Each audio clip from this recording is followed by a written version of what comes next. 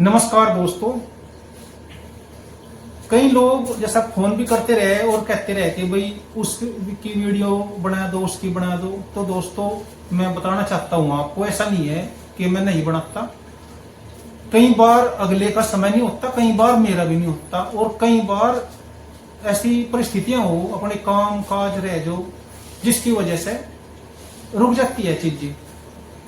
तो जो हमारे दूसरे मुल्क के लोग हैं, हिंदी भाषी, देखते हैं, खिलाड़ियों से बहुत लगाव रखते हैं, तो उन्हें मैं बताना चाहता हूं। जो हमारे हिंदुस्तान के लोग हैं वे तो जानते हैं, हिंदुस्तान में एक राज्य है हरियाणा, और हरियाणा के अंदर रोहतक, और रोहतक के पास में ही एक गांव है मदीना। वहां पर पहलवान जी जो मेहर सिंह थे, उनका जन्म हुआ था मदीना में, ये था ना जी। और जो ये बैठे हैं मेरे पास में, ये मेहर सिंह जी के लड़के हैं। बड़े बड़े जी, छोटे, ये छोटे लड़के हैं मेहर सिंह जी के। और इनसे जानेंगे मेहर सिंह जी के बारे में, वे जानकारियां, वे बातें जो हमें नहीं पता है, या दूसरे जो लोग हैं उन्हें नहीं पता है, या आने वाली जो पीढ़ी है हमारी, उनकी लिया उन्हें भी पता चले कि किस तरह से अब जो हमारे कोच खलीफा होते हैं, पहलवान होते हैं, अखाड़ा संचालक होते हैं, वे कितना संघर्ष करते हैं, कितनी मेहनत करते हैं। और एक बात ये बिल्कुल सत्य है कि जो भी अखाड़ा संचालक होता है उसका दिल बहुत बड़ा होता है।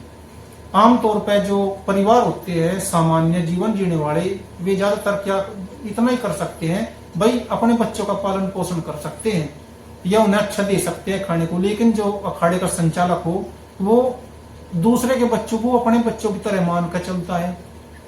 जो कुछ वे अपने पास से लाते हैं वे खाते हैं, और जो अखाड़ा संचालक अपने पास से भी दे देता है कि ले भाई खा ले। ये बहुत बड़ी दिल की बात होती है। तो पहलवान जी का जो जन्म है जी, वो किस सन में था मेहर सिंह जी का? उनका जी 1965 में हुआ। साल 1965 में जन्म हुआ था मेहर सिंह जी का। उसके बाद में उन्होंने मतलब किसके पास में शुरुआत की थी जी कुश्ती की?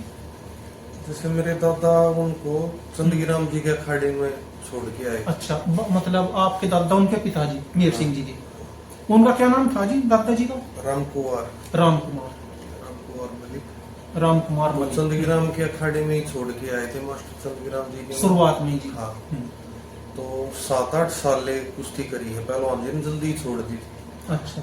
और 7-8 साल में मतलब बहुत अच्छा प्रदर्शन कराया उन्होंने।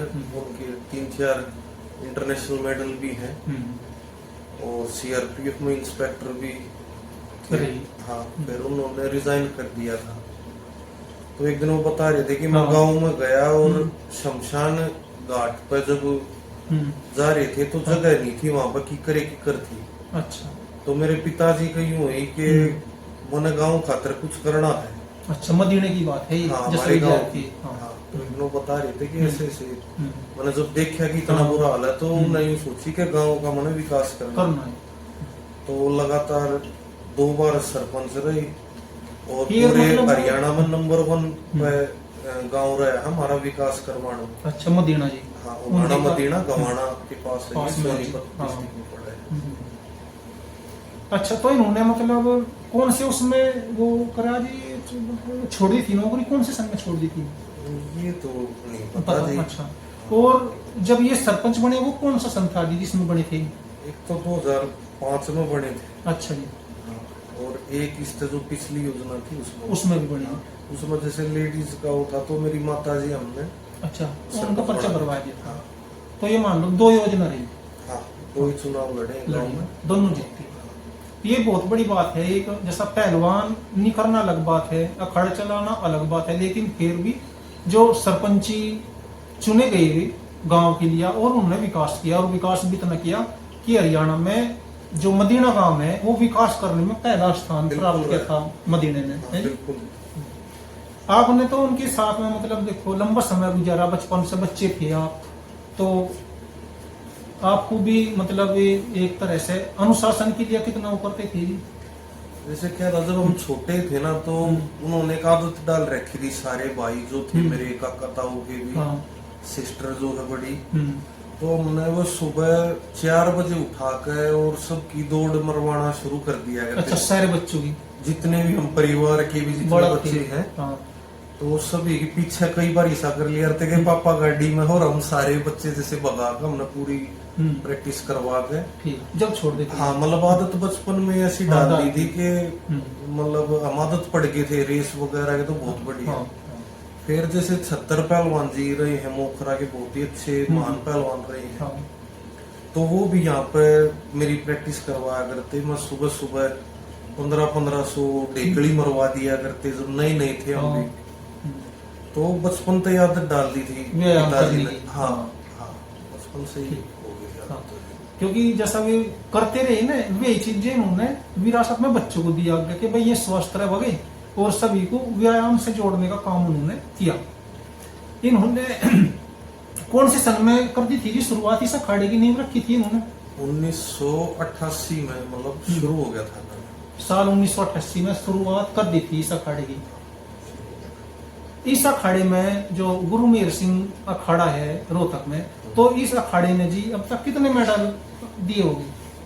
मेडल तो गिनती नहीं इतने ज्यादा मेडल। तो जैसे 2022 में 198 मेडल थे अपने अखाड़े के, नेशनल और इंटरनेशनल मिला के बस। ठीक, अच्छा, नेशनल और इंटरनेशनल 198 हाँ, साल 2022 में थी। 23 में जैसे पहलवानों का आंदोलन भी था। हाँ तो जी, वही नहीं कंपटीशन। हाँ, तो कंपटीशन कम हुए, तो उसमें हमारे मेडल रहे हैं अखाड़े के 78। 78, हाँ 78 मेडल रहे हैं। मतलब और दो इस साल मेरे ख्याल से हम 80 प्लस जा लिए।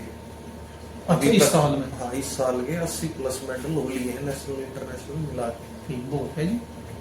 और वे मतलब जो 2022 में थे, वे खाली 2022 के ही है जी 2022। अच्छा, उससे पहले तो पता नहीं कितने। हाँ, तो हर साल के हम अलग अलग बना गए। हाँ, ज्यादातर जैसे ही मैं पिताजी नहीं रहे, तो हाँ। मैं 2022 के बाद जो रिकॉर्ड है, जो बच्चे मेडल ले आए हैं, हाँ, तो उसका हम सोशल मीडिया पे भी हम पूरा रिकॉर्ड रखे हुए हैं। बिल्कुल। कोई भी मेडल आ जाए तो हम अखाड़े का फेसबुक, यूट्यूब और इंस्टा पे अकाउंट है, उस पर अपडेट करते रहे। नहीं, बढ़िया।